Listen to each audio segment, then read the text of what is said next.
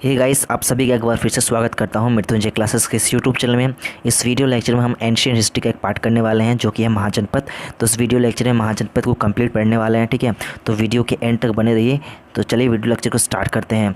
तो सबसे पहले देखिए दोस्तों, जब हड़प्पा सभ्यता का पतन होता है, ठीक है, जब हड़प्पा सभ्यता का पतन होता है उसके बाद जब हड़प्पा सभ्यता का पतन होता है लगभग उसके बाद 1500 वर्ष तक, ठीक है दोस्तों, उस टाइम 1500 वर्ष तक पूरा एक गैप रहा, ठीक है। यानी कि जब हड़प्पा सभ्यता का पतन होता है, इंडस वैली जब उसका पतन होता है तब उसके बाद 1500 वर्ष तक पूरा एकदम गैप रहा। और इस गैप में दोस्तों क्या जो घटित हुआ ये किसी को बारे में पता नहीं है, ना तो इतिहास को इसके बारे में जानकारी मिलती है। जब हड़प्पा सभ्यता के पतन के बाद एक नई सभ्यता की शुरुआत हुआ, वो है वैदिक सभ्यता, ठीक है, वैदिक सभ्यता। और इस वैदिक सभ्यता का जो टाइम पीरियड था वो 1500 से लेके 600 ईसा पूर्व तक टाइम पीरियड रहा, ठीक है। ये वैदिक सभ्यता 2 पार्ट में डिवाइड हुआ, एक ऋग्वैदिक काल में और एक उत्तर वैदिक काल में, ठीक है। तो ऋग्वैदिक काल में दोस्तों, ऋग्वैदिक काल में लोग कहाँ रहते थे? लोग कबीले में रहा करता था। कहाँ रहता था? कबीले में रहा करता था, ठीक है, कबीले में रहा करता था, ठीक है। इस ऋग्वैदिक काल में दोस्तों, इस ऋग्वैदिक काल में जो हमारे 4 वेद है, ठीक है, जो 4 वेद हैं उस 4 वेद में से ऋग्वेद जो है, ऋग्वेद इस ऋग्वैदिक काल में लिखा गया था, ठीक है। और उत्तर वैदिक काल में वो 3 वेद बचे, 3 वेद यानी कि सामवेद, अर्थवेद और यजुर्वेद, ये उत्तर वैदिक काल में लिखा गया था, ठीक है। तो ऋग्वैदिक काल यानी कि वैदिक सभ्यता की जब शुरुआत होता है तब उस टाइम पे लोग कहाँ रहते थे? कबीले में रहते थे। और छोटे छोटे कबीले में रहते थे और इन छोटे छोटे कबीले में एक मुखिया रहा करता था, ठीक है। तो हर एक कबीले का इंसान चाहता है कि वो अपने क्षेत्र को बड़ा करे। तो क्षेत्र को बड़ा करने के लिए क्या करना पड़ेगा? आपस में युद्ध करना पड़ेगा, ठीक है। तो इमेजिन कीजिए कि आपस में उन्होंने युद्ध किया और ठीक है, और एक बड़ा क्षेत्र का निर्माण किया। तो छोटे छोटे लोग जब कबीले में रहा करते थे उसके बाद आपस में अपने क्षेत्र को बड़ा करने के लिए, ठीक है, कबीले से वो जन बना, ठीक है, कबीले से जन बना, यानी कबीले में पहले रहता था, फिर एक बड़ा क्षेत्र बना, ठीक है, उसे जन कहलाने लगे, ठीक है। उसके बाद उस जन के जो मुखिया थे, ठीक है, उस जन के जो मुखिया थे या राजा थे, ठीक है, वो अपने क्षेत्र को बड़ा करने का सोचा, ठीक है। तो उसी तरह आपस में जन और जन करके आपस में युद्ध होने लगा, ठीक है। ये जन आपस में युद्ध करके, ठीक है, एक बड़ा सा क्षेत्र बना जो क्या कहलाने लगा? जनपद कहलाने लगा, ठीक है, जनपद कहलाने लगा। फिर उसके बाद जनपद से क्या बना? महाजनपद बना, ठीक है, महाजनपद बना। तो टोटल हम लोग कितना महाजनपद मिला? 16 महाजनपद मिला। कितना महाजनपद मिला? 16 महाजनपद मिला। और ये 16 महाजनपद की जानकारी हमें कहाँ से मिलती है? ठीक है, 2 स्रोत से मिलता है। एक तो बौद्ध ग्रंथ के अंगुत्तर निकाय से और एक भगवती सूत्र जो कि एक जैन ग्रंथ है, ठीक है।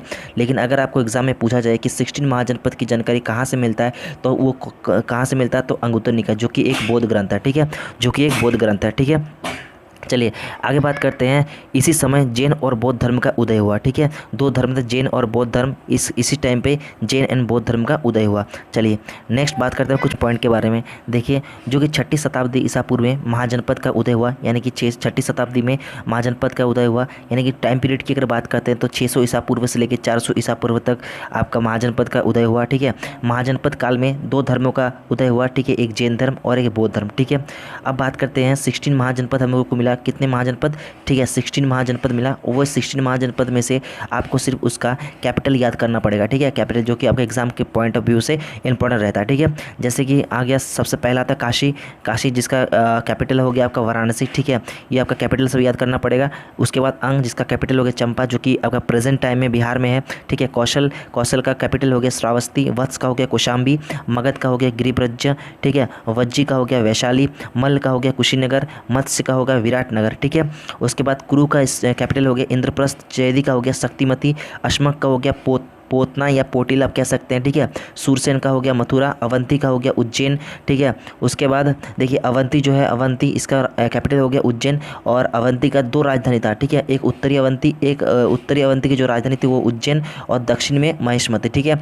उत्तरी अवंती का राजधानी था उज्जैन और दक्षिणी अवंती की राजधानी था महेशमती, ठीक है। उसके बाद पांचाल की भी 2 राजधानी थी, ठीक है, एक अहिछत्र जो कि बरेली में है, प्रेजेंट में है, और उत्तरी भाग जो दक्षिण पांचाल की राजधानी काम्पिल्य, ठीक है।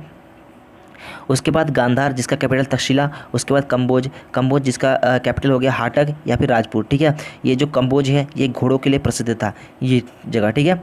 तो आपको सिर्फ इनके कैपिटल सब याद करना, ठीक है, जो कि इंपॉर्टेंट है आपका एग्जाम पॉइंट ऑफ व्यू से।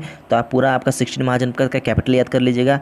और उसके बाद अगर बात करते हैं कि आपको क्वेश्चन पूछा जाएगा कि महाजनपद काल में कौन कौन से धर्मों का उदय हुआ, तो जैन धर्म और बौद्ध धर्म, ठीक है, बौद्ध धर्म का उदय हुआ। और एक पॉइंट मैं आपको बताता हूँ, ठीक है, 16 महाजनपद की जानकारी आपको कहाँ से मिलता है, तो बौद्ध धर्म के अंगुत्तर निकाय से, ठीक है, बौद्ध धर्म के अंगुत्तर निकाय से, ठीक है। तो आई होप ये वीडियो आपको समझ में आया होगा, लेक्चर आपको पूरी तरह से समझ में आया होगा, ठीक है। तो नेक्स्ट वीडियो में हम मगध साम्राज्य के बारे में पढ़ने वाले हैं, ठीक है।